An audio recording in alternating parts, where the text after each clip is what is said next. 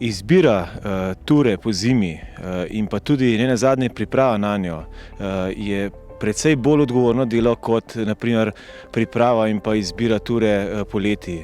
Na kaj vse je treba biti pozoren pri tem?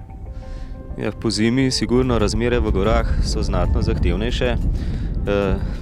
Tako zahtevajo že dodatno pripravo doma, dodatno posebno opremo in pa vsekakor nekaj več znanja, kot ga potrebuješ poleti. Po zimi pri hoji v gore moramo biti pozorni predvsem na dve veliki nevarnosti, to je nevarnost drsa in pa nevarnost snežnih plazov. Kakšna so pa tvoja opažanja v zadnjih letih? Katere so najpogostejše napake, ki jih ljubitelji gora delamo v gorah, da pride do nesreč? Ja, z malo kritičnejšim opazovanjem opremljenosti zelo hitro prideš do dveh zaključkov. Namreč ljudje se ne zavedajo, da tista oprema, ki jo uporabljajo nekje za gibanje v sredogorju, nikakor ni primerna za gibanje v visokogorju oziroma nad gozdno mejo. Naslednja stvar pa je, da večinoma oziroma kar veliko ljudi, ki ima opremo v visokogorju, ne zna te opreme pravilno uporabljati. Kateri kosi opreme morajo gornika, planinca potem v zasnežene gore redno spremljati, naprimer, da je ta hoja, udejstvovanje v gorah varno? Se pravi, za preprečevanje oziroma za iskanje zasutih v plazu obvezno potrebujemo 3 dele opreme. In sicer prvi del so plazovne žolne, s pomočjo katerih hitro lociramo mesto zasutega. Potem je plazovna sonda, s katero določimo natančno lego zasutega, in pa lopata, s pomočjo katere izkopljemo zasutega. Sedaj, zakaj te 3 deli opreme? Zavedati se moramo, da pri reševanju zasutih v plazu imamo na razpolago samo 15 minut časa, kar pomeni, da ga moramo v 5 minutah locirati, potem v 5 minutah 5 minut časa imamo, da ga izkopljemo, in pa 5 minut časa za oživljanje. Brez teh pripomočkov se čas reševanja znatno podaljša in s tem tudi izredno hitro pade možnost preživetja oziroma da izkopljemo ponesrečenca še živega. Zakaj ljudje ne nosijo to s seboj v hribe po zimi? Glavni razlog, ko jih sprašujemo, zakaj nimajo tega, pravijo, da je to pretežko. Vendar kilogram več, kolikor vse tole tehta, sigurno ni upravičljiv razlog, da tega ne nosimo s seboj po zimi v gorje.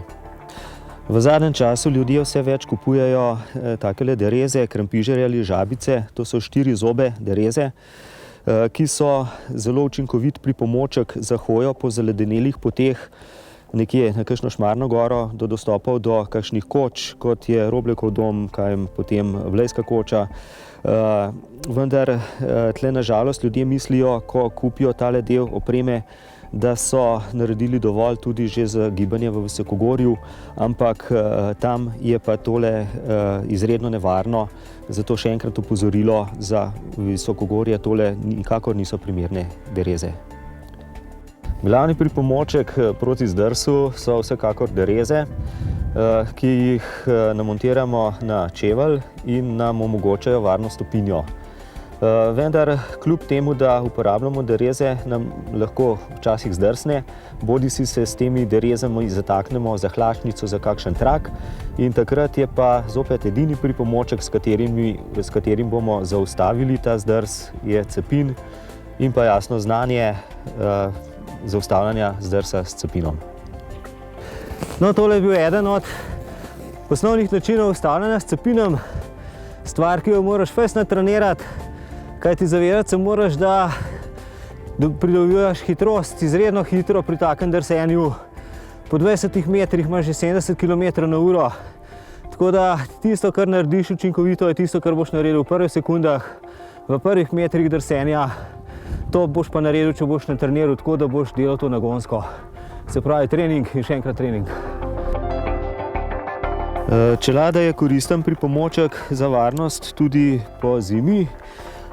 V glavnem ljudje nosijo čelado kot zaščito pred padajočim kamenjem, po zimi pred kakšnimi kosi ledu.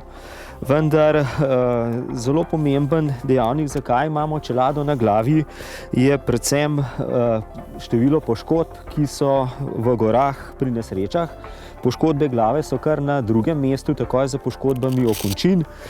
Po resnosti so pa poškodbe glave na prvem mestu, se pravi, imejmo zaščiteno glavo tako poleti kot pozimi, predvsem zaradi padcev oziroma poškodb, ki nastanejo pri padcih.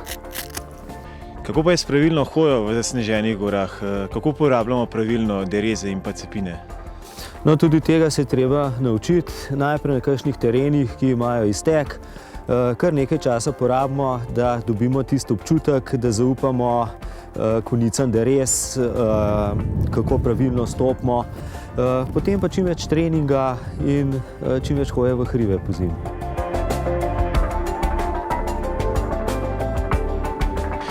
Ena pomembnejših nalog Gorske reševalne zveze Slovenije je tudi izobraževanje ljudi za pravilno hojo v gore. Kako vse ste dejavni na tem področju? No, glede preventive moram reči, da v dneve varstva pred plazovi vsako leto organiziramo že od leta 1975. Predlužil sem še 2 postaji, ki ravno tako organizirate take tečaje. Potem upravljamo preventivne usposabljanja oziroma te usposabljanja za planince v letnih razmerah. Seveda pa občasno hodimo v kakšne šole v naravi, kakšna društva planinska, tako da preko leta je kar dosti teh usposabljanj za planince, ne za gorske reševalce, in mislim, da jih z leta v leto več izobrazimo in to znanje lahko potem dobro naučijo pri svojem gibanju v gorah. Kaj si kot inštruktor tukaj na dnevih varstva pred snežnimi plazovi še posebej pozoren? Ja, pravzaprav so te dnevi sploh namenjeni širšim množicam, torej udeleži se lahko kdorkoli želi. Hočemo jih čim bolj seznaniti, prvič z nevarnostjo, drugič pa kako lahko z minimalnimi prijemi, z minimalnim znanjem zavarujejo sebe, bolj dobro planirajo, načrtujejo turo, oziroma že, če se zgodi, v tem primeru opozarjamo na snežni plaz oziroma zasutje v snežnem plazu, kaj lahko sami storijo takoj. Skozi poudarjamo to, da je pravzaprav tista krivulja preživetja prvih 15 do 20 minut je bistvenih za preživele, torej za tiste, ki lahko kakorkoli pomagajo, za prisotne, za slučajno prisotne, da lahko storijo največ za zasudga. Se pravi, da ga locirajo, odkrijejo. Velik poudarek je na plazovnih žolnah oziroma lavinskih žolnah, uporaba, to smo danes tudi videli tlele, predstavimo različne modele, načine iskanja, kaj je treba biti posebej pozoren. Naprimer, eno stvar bom povedal, torej je pomembna tudi za širšo javnost, da lahko žolne motijo druge elektronske naprave, to se zdaj zmeraj bolj pogosto pojavlja. Potem pokažemo priročno sondiranje, vemo, da je torej že skoraj pravilo, da naj se uporablja vse 3 kose opreme skupaj, lavinsko žolno, sondo in lopato. Vse 3 stvari skupaj pravzaprav zagotavljajo res en hitro in uspešno, bom rekel v navednicah, akcijo iskanja, lociranja, odkopavanja žrtve. Zakaj si se udeležil tukaj na Pokljuki dnevov varstva pred snežnimi plazovi? Ja, predvsem zato, da pridobim nova znanja. Zavedam se nevarnosti plazov, ampak zaradi tega se ne bi rad odrekel vsem užitkov. Ukvarjam se s freeride boardanjem, pa tudi s freestyle boardanjem. Vse to združujem v naravi, na celem snegu, tako da znanja ni nikoli preveč, sploh pa praktičnega. Zelo pomemben podatek za hojo v gore pozimi je pa tudi snežna odeja, oziroma v kakšnem stanju je snežna odeja. Kje lahko te podatke dobimo in kako si lahko sami pomagamo pri tem? Snežna odeja, sploh če naredimo prerez, je pravzaprav nam pove zgodovino, seveda kratko, neke zime, nekaj mesečno v naših razmerah.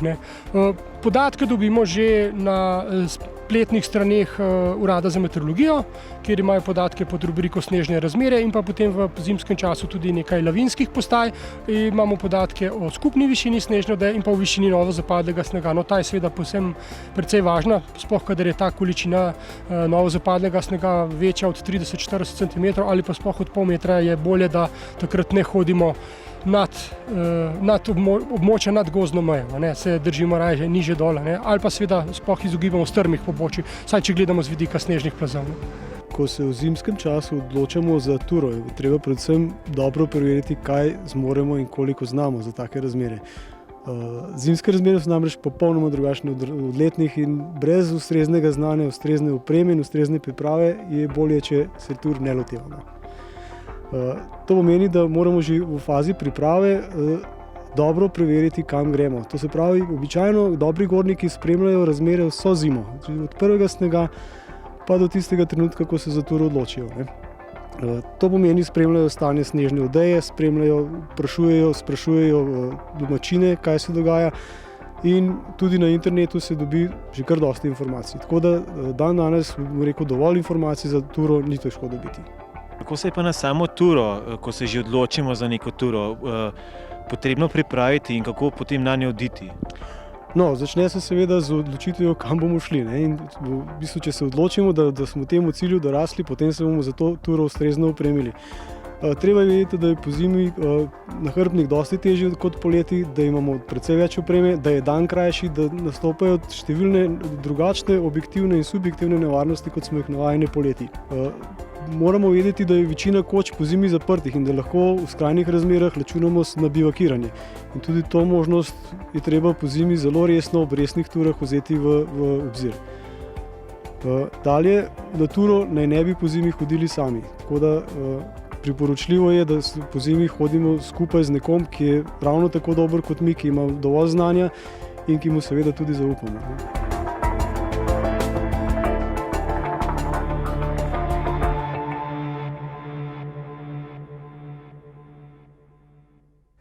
Verjamem, da razumete, da ta prispevek služi le temu, da vas opozori, česa vse ne obvladate za dovolj varno hojo po zasneženih gorah.